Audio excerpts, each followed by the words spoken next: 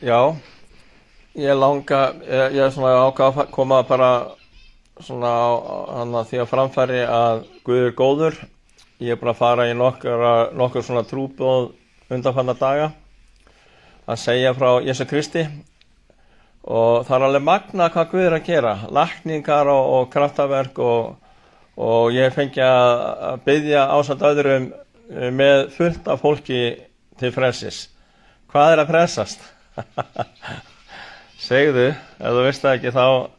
er það þannig að náð Guðs í Jesú Kristi hefur opinberast til sáluhjálpar öllum mönnum og við fáum náð í Jesú Kristi til þess að fá fyrirgefningu synd okkar og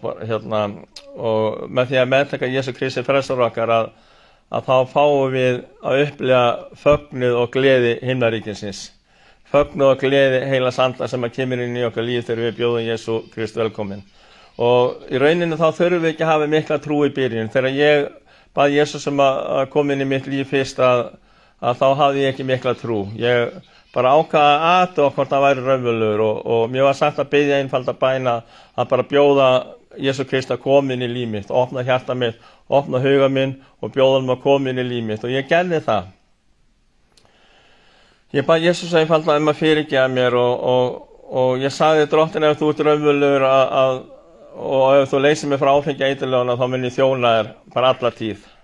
Og þegar ég bað Jesús að fyrirgefa mér syndin mín og þegar ég bað hana að koma inn í mitt líf að þá fann ég bara nærveru Guðs komið í mitt líf og það var bara svo þung byrði tekin af mínu lífi. Ég var að glíma með sjálfsmorðshugsanir á þessu tíma. Ég var 21 árs gamall, það er 40 ár síðan. Ég var að glíma með sjálfsmorðshugsanir, vonleysi, bara sektarkennd, skömm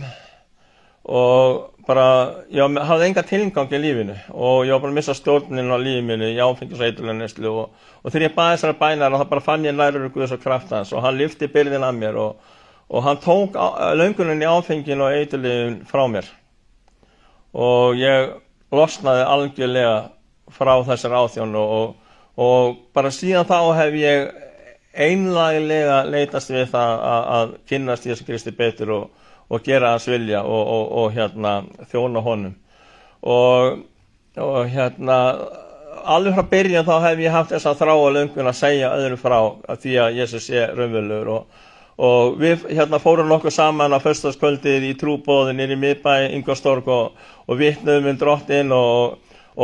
predikuðum fagnaðarendi í mikrofón og báðum fyrir Íslandi og